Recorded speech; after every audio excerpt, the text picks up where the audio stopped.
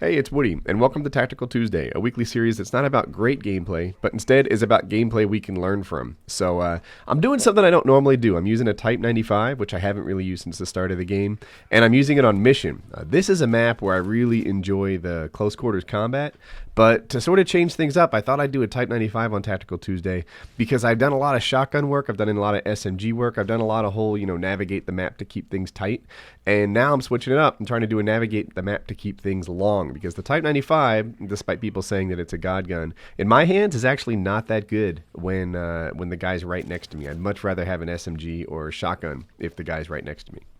Gunfight coming up. There's a lump in the ground. Do you see it in front of me? I'm going to stand behind that to lower the profile from which he has to shoot at. The guy in front of me, watch this in slow-mo, he's going to go prone and lower his profile for me to shoot at, which is a really good move. Sensing that I got the first hit marker, I stay with it. And the real reason I like that gunfight, because in truth, I think he had a smaller target for me to shoot at than I did for him.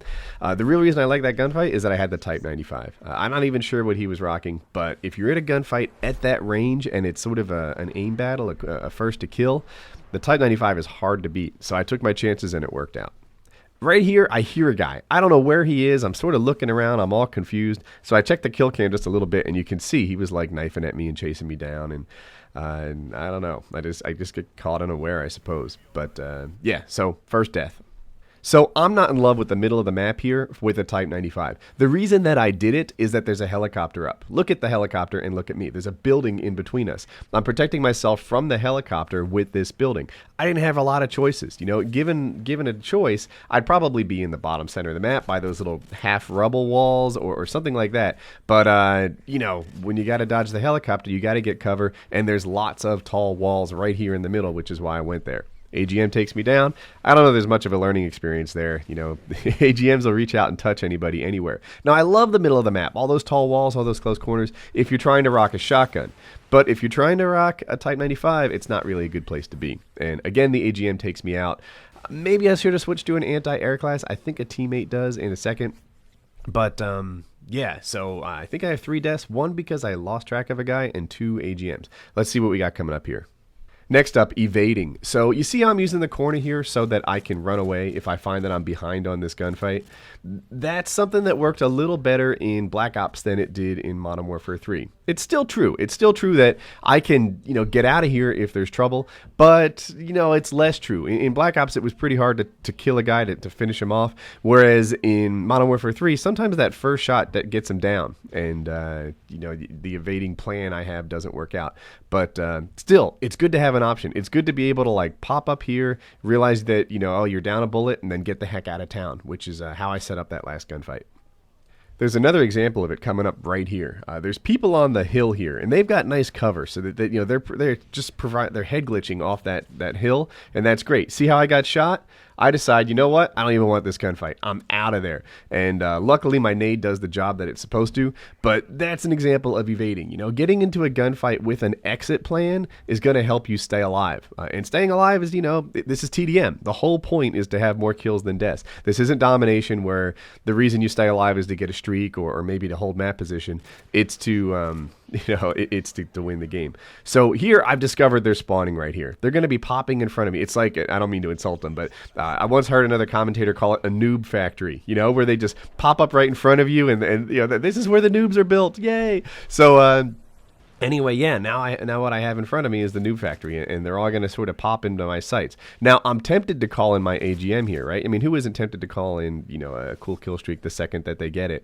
But I'm like, man, I really have to take advantage of the spawn. I really have to do this right. Since they're popping up right in front of me, I'd be silly not to mow them down. And this is the kind of, man, look at how these gunfights are to my advantage.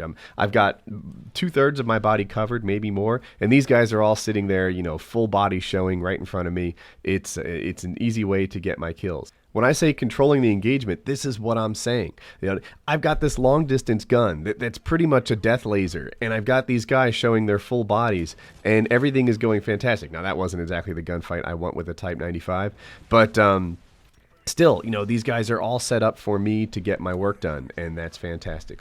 Now, I've got a decision to make here. You know, I'm about to earn another AGM and things are going great. Or I can just call in the AGM. And because kill streaks from your previous round don't count towards your current, I decide to call in this AGM. And, you know, if I have to, then I can probably drop the airstrike and get a second one. It doesn't work out. It doesn't work out because the thing got too hot there. I had too many kills in one spot.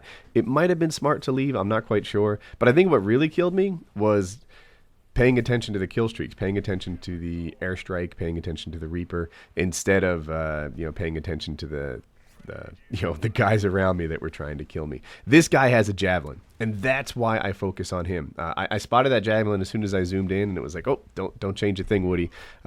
Clean this guy out, take him with the javelin, and finish it up. And that's really about it in terms of learning experiences. For the rest of the game, I'm just going to sit here and rock this AGM until we wrap this thing up.